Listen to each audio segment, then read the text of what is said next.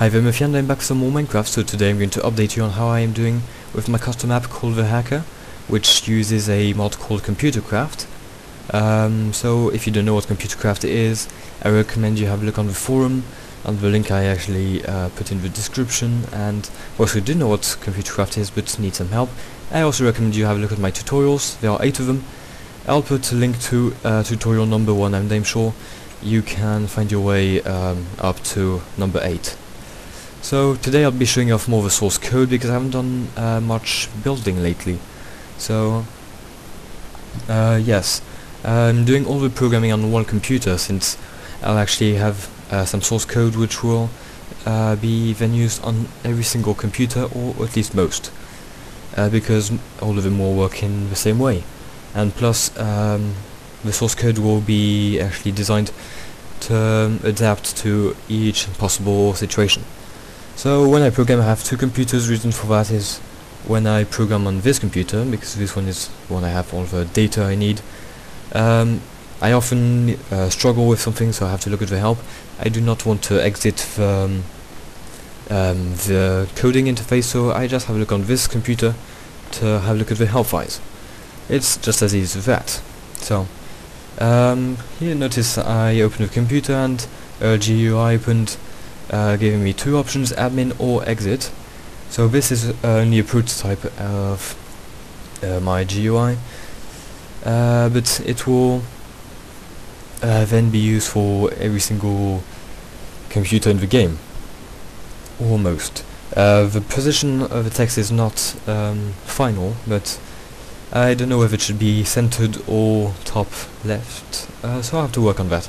And if you press enter or space, it will tell you what option is selected, so 1, 2 or 3, because there is a maximum of 3 options. I'll show you in the code. So edit, start, no, not start up, there we go. Ah, snaps. I'm terrible at this. There we go. So I have a whole bunch of code here. Those are all functions. I'll detail those later on. But first things first, I'm just going to change a few things.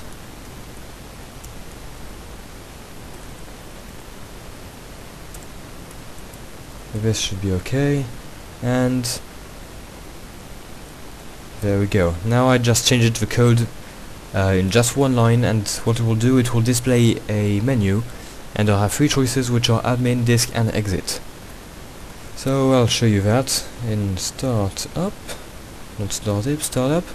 There you go, 3 choices, admin, disk and exit, just like I predicted. And if you choose exit, it will say up number 3, and this is all. So then let's actually have a look at the code itself. Menu function uses 4 arguments. A minimum of 2 are important, which are N and O1. O2 and O3 are when there are respectively 2 and 3 options. But most of the time I guess there will be at least, well, there will be 3. N is to indicate the number of choices you have in the menu. So I won't be going through how it all works, the function, because you can check out my other video. I believe it's tutorial number 5 for Computercraft, and it explains basically how all the GUI works. So just refer to that. Pass break, I have to fill this in. Decrypt 2. Disks, it will basically, whenever you choose the disk option in the menu, it will activate this function, and you have to indicate the side as an argument, and it will analyze on the disk drive on the side whether there's a CD or not. And when it's done, there will be 3 different possibilities. First of all is when there's no CD in the drive, it will just say disk drive empty. When there is a CD and the CD has no particular function, it will say disk empty or disk corrupt. And finally, the last case, when the disk has a function or label. I don't know how I should say that. Never mind. Well, then that's the last option. It will actually execute the function depending on the label itself. So there are for the moment 4 different CD possibilities: password breaker, decryptor level 1, 2 and 3, but only 2 functions, one for password breaking and 3 for decrypting. So I have to work on encryption and decryption algorithms, which I already have a bit. Password breaking, I think I might add level 1, 2, well, at least 2 levels, could be useful. And I guess that's all as far as code is concerned. So notice I put everything in functions. That makes the code actually very easy to edit, because the actual code in the program is just this single line I'm selected right here. It's print, up, menu free, all that. That's the only line actually where the code, well, that's the line where the code actually starts. All the rest is just initializing functions and all. For those who actually have already done programming, guess you know what I'm talking about. For the others who don't know what I'm talking about, I guess you should have a look at a tutorial on programming in general. So I recommend VB or, I don't know, Java or C as languages. Those are the ones well, those are only some I know actually. And yeah, that's all as far as code is concerned. I didn't do any building, I said, so there's not much I can show you because I was actually lazy to build.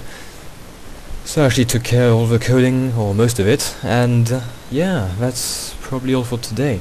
If you enjoyed, I actually would really enjoy if you actually rated, commented, and possibly subscribed.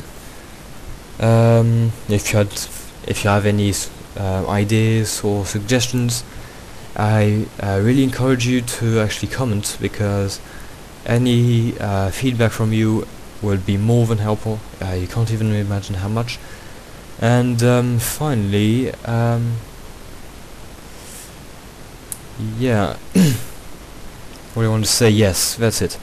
I'm thinking of doing sequels and making this map way more epic than it actually really is, by adding some cutscenes which will be made with Blender. So normally I should make the animation by myself, but if any one of you actually is an experienced animator, I would actually quite enjoy your help.